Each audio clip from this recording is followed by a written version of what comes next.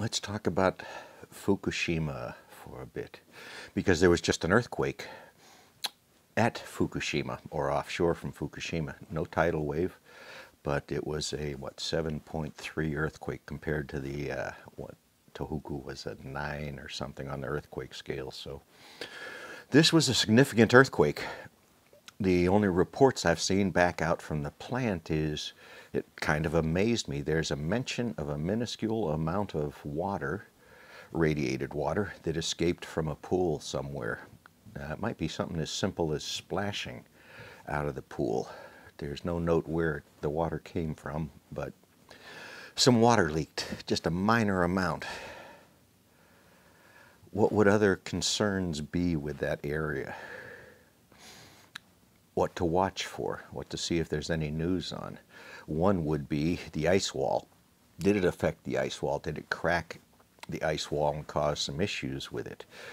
The major I would be concerned about in that area, if you go look at the landscaping and the story behind the location of that plant, it is basically on the side of a hill that's heading towards the ocean. When they designed where those new extra hundreds of tanks are going to go that are storing the tritiated water, now mind you, that's a large mass, large weight sitting on that land. So if engineered right, correct, they accounted for any pressures from a landslide. And I'm talking about the whole side of the hill at Fukushima possibly shifting. That large of an incident. So to me, that's a possibility, an issue, a concern, just because of the physical location of that whole facility on the side of a rather large hill, trying to get out to the ocean. So we'll see what other news comes from Fukushima. With the anniversary coming up, we'll see what other stories come out about how safe it is. There has been an uptick in good reporting in Science released around the site by individual organizations. Nothing from the government, nothing from the corporations that run these global enterprises.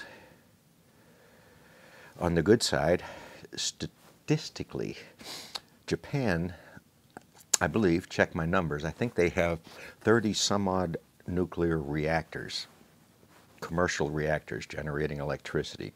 All of them were turned off after the Daiichi incident.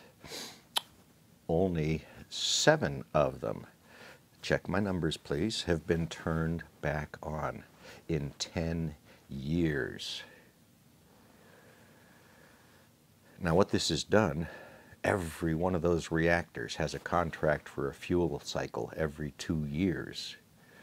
We have gone 10 years now, 5 fuel cycles, where some fuel manufacturing contractor has had to sit on his inventories. No mention of it. But in a long scheme of things, somebody had a long-term contract to refuel every one of those plants. You make that commitment. So there they sit, the few reactors that are left operating, and we're in that 10-year cycle. That is the industry's own estimates from a insurance standpoint. It's the reason nuclear reactors cannot get commercial insurance.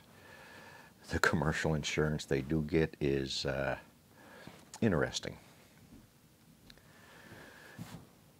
There are also 3 states in the U.S. that are under investigation for the nuclear industry. Now, it's just those states that have the problem, but this is a federal nuclear. These people are across the nation.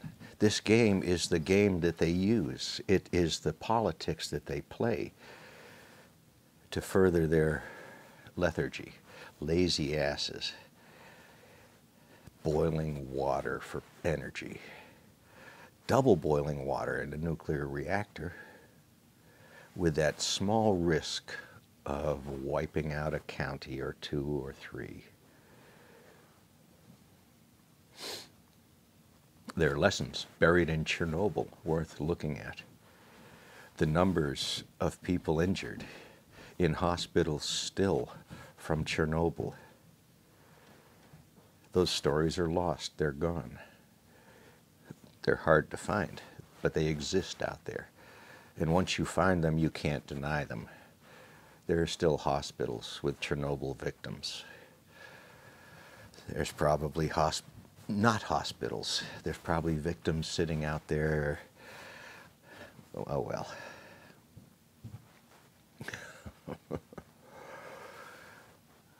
Republicans lost. We need to keep that going. This is NDEMS. Politics.